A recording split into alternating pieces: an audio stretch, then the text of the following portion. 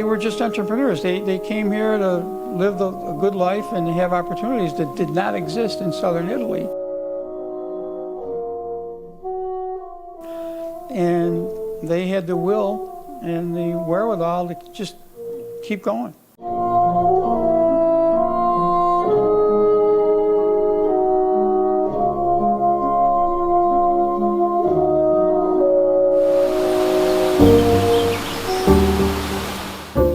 The Falcone family tree is as old as the wind, and you can trace it all the way back to 1740 in Campo Calabro, Italy.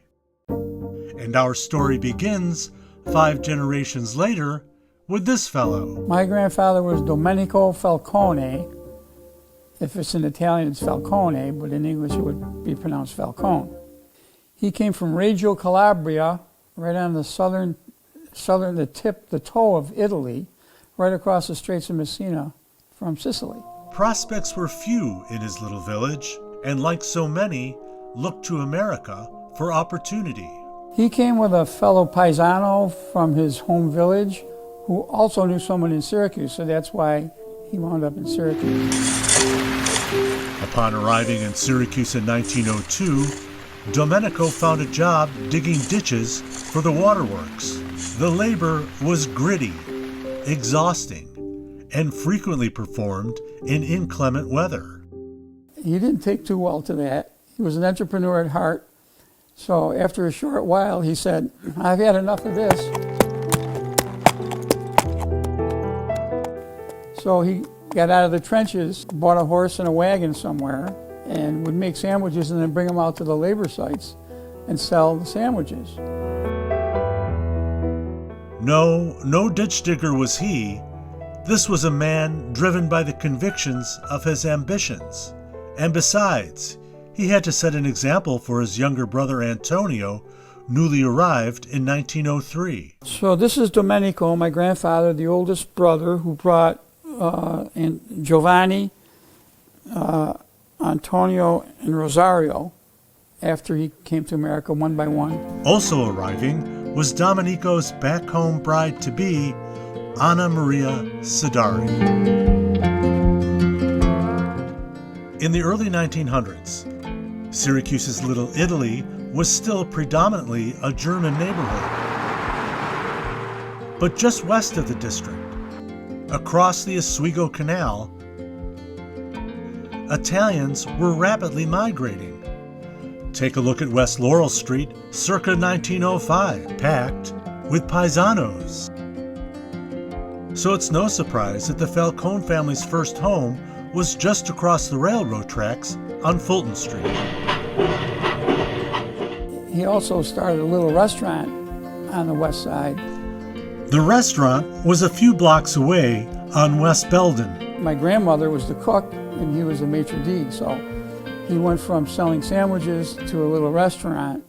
And I don't know how he did this, but in 1915, he mustered up the financing for a 3-story building on North Salina and built the Venetian Gardens. The Venetian Garden restaurant building is now a vacant space, having been destroyed by fire in 1995.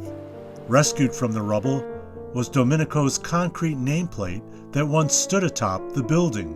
My aunts and uncles that were still alive, they were kind of heartbroken because everybody at that generation, they felt like they had part ownership because it was their family, their father. Just like a lot of my cousins and my aunts and uncles always felt that they had part of the Falcone agency. It was their family business, even though they didn't work there. Seriously, they were very sad.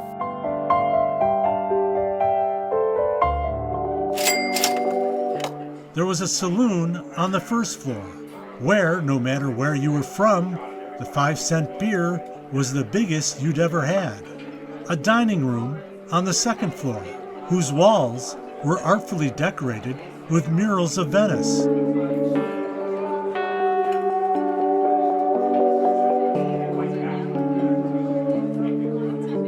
Hence the name, the Venetian Garden. And if you were hot to trot, on the third floor was a ballroom.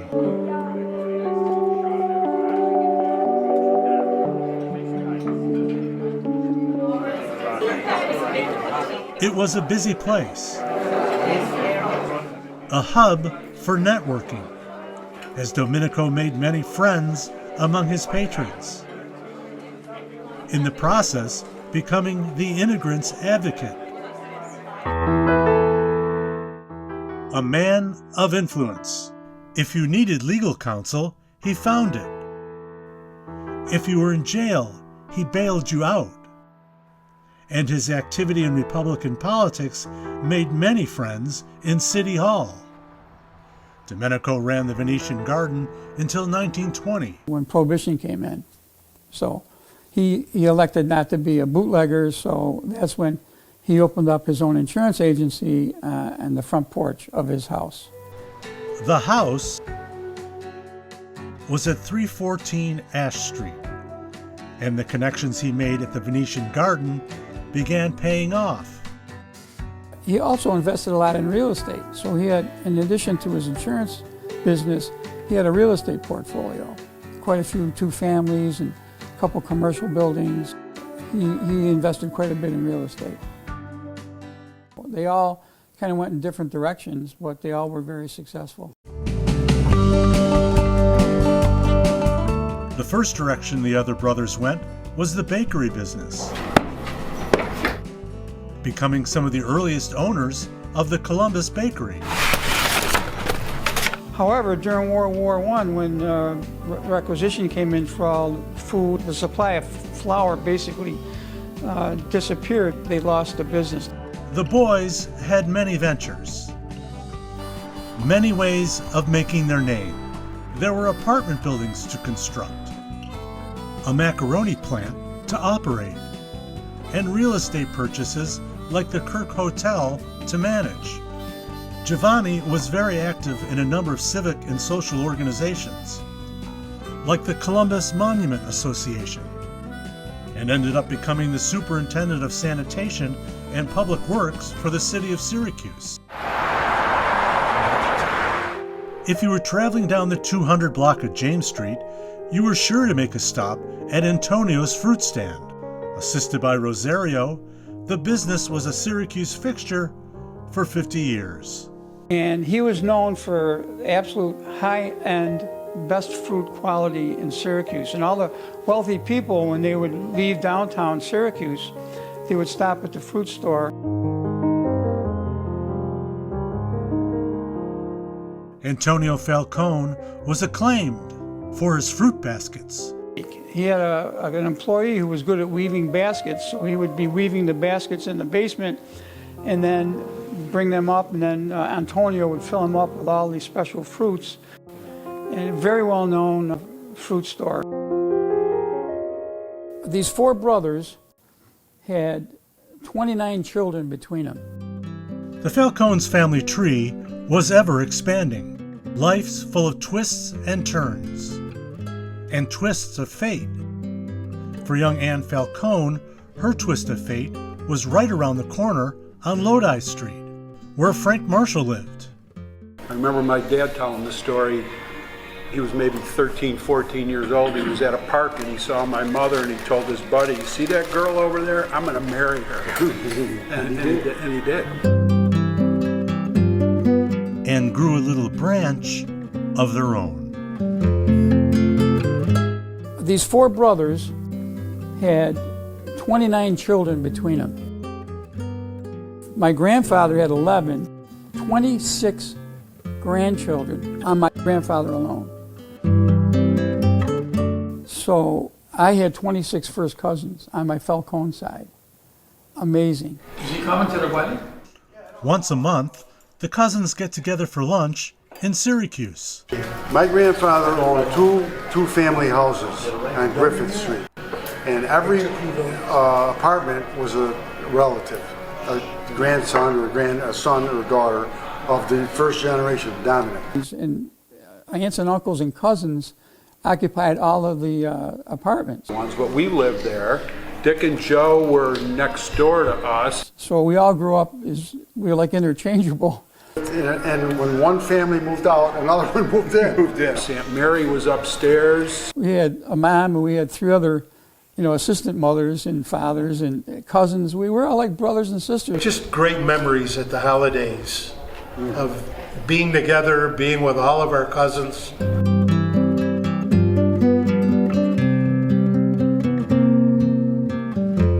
One day it was my birthday. I remember going over to Dick and Joe's when my Uncle Dom, their father, would come home from the insurance agency. I don't know how many kids were there, probably 10, 12 kids were there. Typically brought a bag or a box of donuts home, and I knew that. And they were serving hot dogs. So I waited for Uncle Dom to come home. I got a hot dog, and it was a rubber one. I think you had a little curtain by the sink, you know. I bit into it, and I can hear, And there was a stool under there, and I'd pull the stool out, and I'd wait for them to finish dinner so I could eat a donut with them.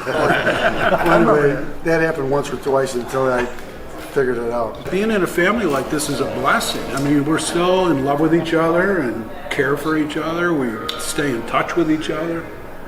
It's beautiful. With Domenico's passing in 1945, Dominic Jr. and his younger brother Anthony took over the business, with Dominic Jr. becoming the dominant figurehead in the Falcone family. But he was like the Don of our family. And whenever my aunts and uncles had an issue or they had a problem, we got to talk to Uncle Dom. Uncle Dom's going to take care of this. Uncle Dom will do this. He was definitely the head of the household and the head of the whole family, if you will. And not only for the Ash Street family, but also for his cousins and their families. And one of the things he said to me when I went into the business, he said, look, you know, the big guys can take care of themselves. You got to make sure you protect the little guy because they need our help. And he said, if you stick to that theory, doing the right thing, being honest with your customers, being honest with your companies, we're going to continue on the tradition. In 1990, brothers Joe and Dick Falcone succeeded their late father as heads of the company, and then moved the business to Lodi Street, and then again in 2021 to Franklin Square, a long, long way from the old front porch on Ash Street. My brother and I were the third generation, and we passed it on to the fourth generation in 2010 or 2011. Unfortunately, we knew at that time, just because of circumstances, that there's never going to be a fifth generation. January 2025, the business was sold to the Arthur J. Gallagher Agency out of Chicago. But we're very proud that the agency lasted 105 years and 4 generations in the same family. That's almost unheard of. But as the saying goes, all things come to an end.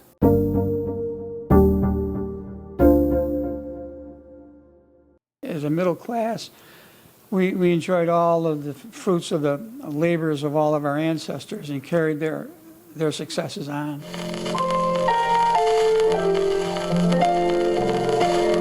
Especially with the immigrants and the first generation, there's a lot of words that I call them code words.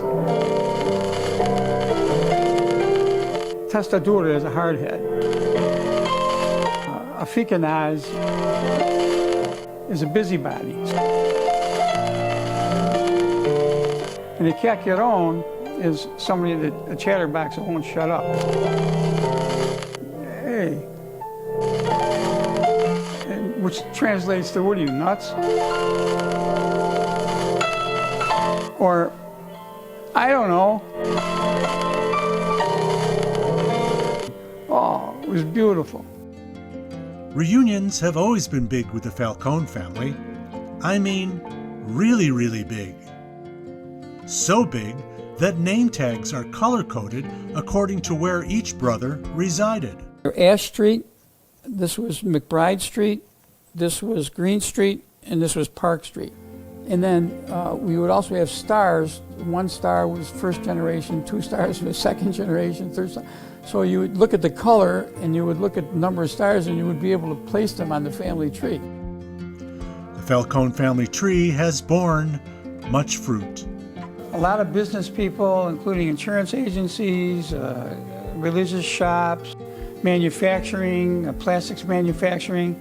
There's a host of doctors, dentists, plastic surgeons. There's a West Point graduate. There's a Naval Academy graduate and submarine officer. Notre Dame Law School graduates, several lawyers, several certified public accountants, and there's a union president. So it runs from A to Z, just about every profession we had one of the generations involved. What do you think your grandfather would say about his legacy? Well, from what my aunts and uncles and my dad told me, very, very proud guy. He'd be popping his buttons. He would be over the moon